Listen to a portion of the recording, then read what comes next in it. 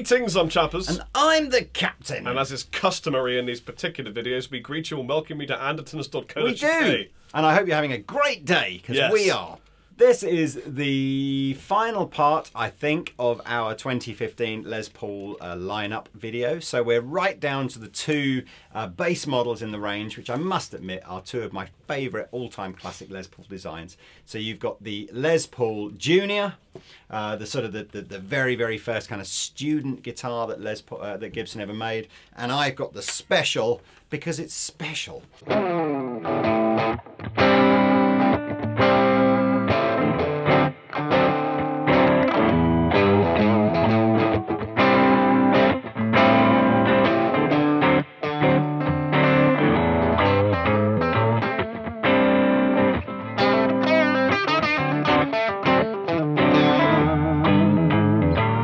Tell us about. I mean, well, Rob's guitar is the cheapest one in the new 2015 range. It's cheap, so. But that doesn't mean that it's not great, incredible quality. Yeah, I hate the word tones. cheap. Wrong. Most affordable. Yes, affordable. So I've got the Junior, and obviously there are lots and lots of differences in this line that you can see in a previous video we've already shot, which you'll find here, which gives you all of the things about the tuners and whatnot. But let me give you the basic differences on this particular beautiful guitar from Gibson Guitars. To start with, it's solid. It's solid. As you can see from a plan view, there's no room to even have put holes. There's no arch top, there's no maple, it's a solid slab of mahogany, and apart from the cavity on the back, nothing's drilled out of it. It's like they took a log and cleft it in twain, and then put a dog ear P90 with Alnico slugs in it. They are now, can't they? They are Alnico slugs. I remember that. With you, see, I remember that detail. I don't know where they must have a garden with lots of upturned flower pots, and bits of lettuce leaf everywhere and to cyborg just attract pests. the number of slugs they seem to need to make all these pickups. Yeah. Well, so it's got the beautiful 60s slim taper. It's got the rosewood fingerboard, mahogany neck, mahogany body. It doesn't have, unfortunately, the extreme speed it just has dial a traditional lobbage. top hat, doesn't it? Yeah, Yes. I'm not a big fan because you can't really single finger move it. You got to like two finger move it. But each to their own. Simple mod if you were going to mod it. It's period correct. Yes. I do like, however, this intonated hardtail wraparound. Oh, love a bit of intonated hardtail wraparound. Yeah. Allegedly. No, actually, genuinely, that's, again, on the early original kind of Les Pauls before the two-piece sort of saddle and bridge were sort of made, saddle and tailpiece, sorry. This was how it was done, with a wraparound tailpiece. Wow. This is the original. But they weren't intonated. They were just literally a wraparound. And then, of course, some clever person came up with this idea of sort of having a raised sort of intonation sort of... Well, I mean, it really couldn't get any more simple than a single P90 in a solid mahogany guitar. And you might be forgiven for thinking there's a limit to like one tone, but there really isn't. Check this out. No, can I just say, it's my Bon Jovi story. You got a built-in I've got builders in my guitar of some sort. How did they do that again? I'm not really sure, but that was quite funny. It was. I went to go and see, when Richie Sambora was playing guitar in Bon Jovi, I went to go and see them about 20 times. And he would always, and this was over a period of probably 15, 16 years, and he would always change his guitars every other song. And I used to wait, after I'd been to see them a few times, I knew when the Les Paul Junior was coming out, and I'm guessing his is probably an original, 58 or something like that. He'd pull this guitar out, and it was the sweetest. He would play everything on that. He'd have Strats and Floyd Rose Strats and ESPs and Les Pauls and everything like that. But this used to come out, and it was like, it was always tone to die for. And yet, probably the cheapest and simplest of all the guitars that he owns. There is something about affordable gear that guitar players find really appealing. Yeah. There's something about the cheapest guitar that still sounds great. I mean, his probably was an original, so it wasn't. To buy one now certainly wouldn't be cheap. I mean, you're certainly still paying thousands and thousands of dollars for an original one of these. Yeah. But there's something about the. Well, you play it because I think it sounds great. Let me play the neck pickup.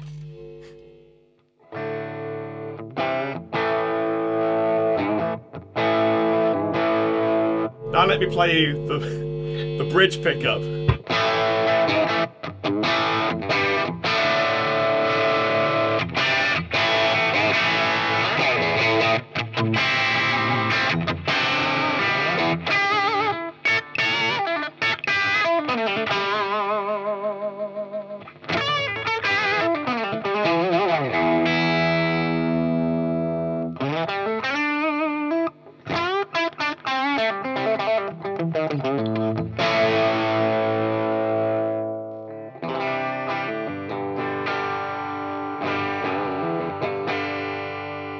So by really using the tone knob, you can get that kind of almost neck pickup kind of quality.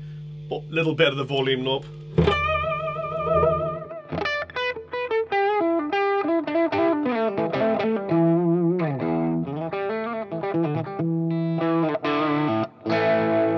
And then roll it back in. And I like to normally reserve a bit of volume to give you that little boost, so I'd normally play rhythm with about.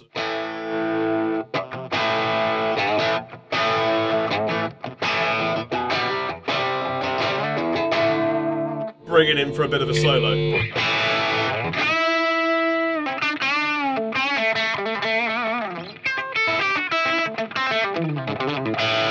I'm out of tune, Lee, so while I tune my guitar, tell us about yours. Okay, so whilst Rob's doing that, I just mention again, there's a ton of differences between the 2014 and the 2015 lineup of guitars, which we're going to summarise on screen now. But if you'd much rather go and watch like an hour-long video about where we talk about all the differences, go and see this video, which you can again find here. So I have the Les Paul Special, and I have the Les Paul Special also in a special colour.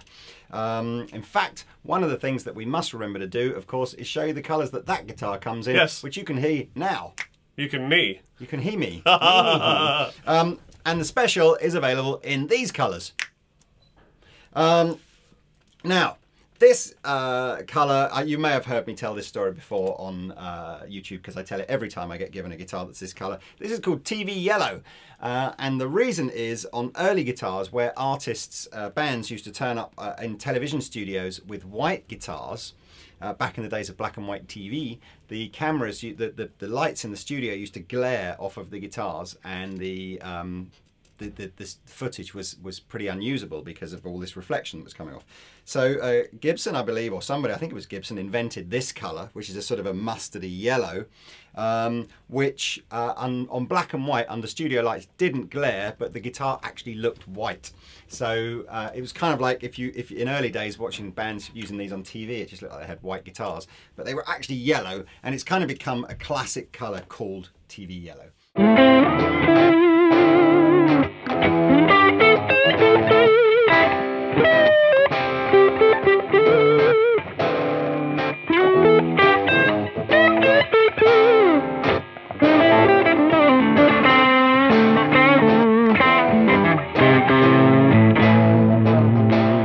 This is the Special, so this is kind of like not a dissimilar version to what Rob is using in terms of the weight and the feel. It's got the same taper neck on it, the same thickness of body, same woods used in construction, so mahogany neck, rosewood board, mahogany body. But I have a couple of things, sort of additional features. I have a bound neck now, which is rather nice. I have two P90 Alnico pickups on here. And I have a double cutaway, so I have a little bit more room. Aesthetically, I actually think the single cutaway looks a little nicer, but I guess that's just a personal thing. Tone-wise, obviously I now do actually have a real neck pickup, so I don't need to sort of have a faux neck pickup like Rob's got. So these are my sounds. Can I just say on this point as well, it's the one thing about P90s, I guess, that is a bit... not annoying is the wrong word. Hum. Hum. Because a P90 is... You see what I did there? I just tuned my guitar by pressing a button. You may not even have mentioned, but there we are. Wow!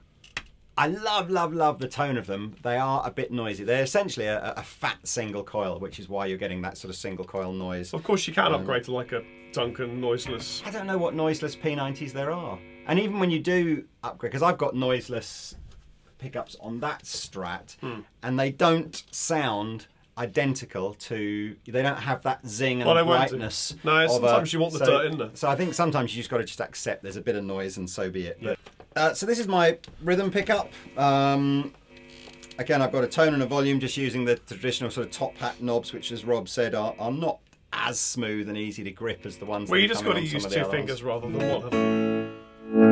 I don't know. Unless you're Leanne. Unless you, or your whole hand. But so anyway, neck pickup.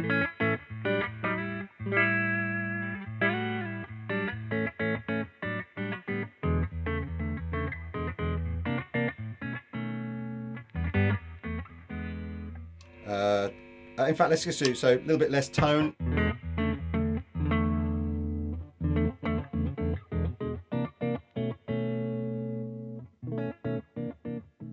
Cleans up, like you say, that like just 1 or 2 off of the volume. Yeah, big Completely difference. different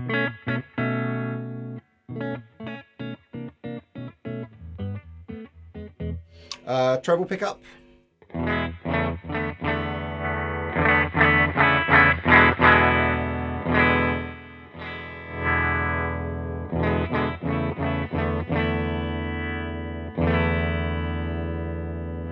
And of course I now can have both together.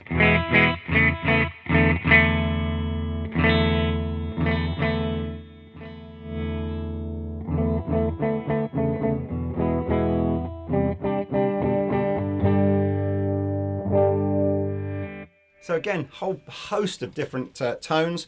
I can dial in some dirt if I want.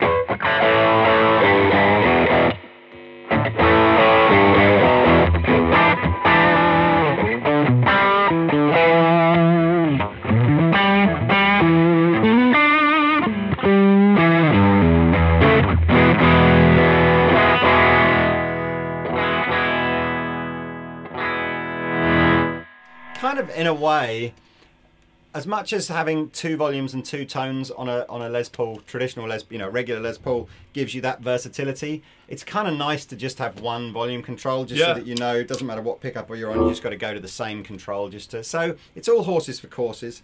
As we've mentioned before, all the guitars in the 2015 lineup now are nitrocellulose finish and all come with a hard case. So when you think that the guitar that Rob is holding is $599, made in the USA, with all the cool features of 2015, Well, that's super cool. And a nitro finish. Square looking hard case. Yeah. Oh, not bad at all, man. It's incredible value. So far, because we've been selling these since about November, maybe late October time, it's certainly, these 2 have been flying out the door, which I think is... They fly as well. They fly as well, yeah. I think is largely down to the fact that Gibson haven't really done a really authentic looking junior or special for a while.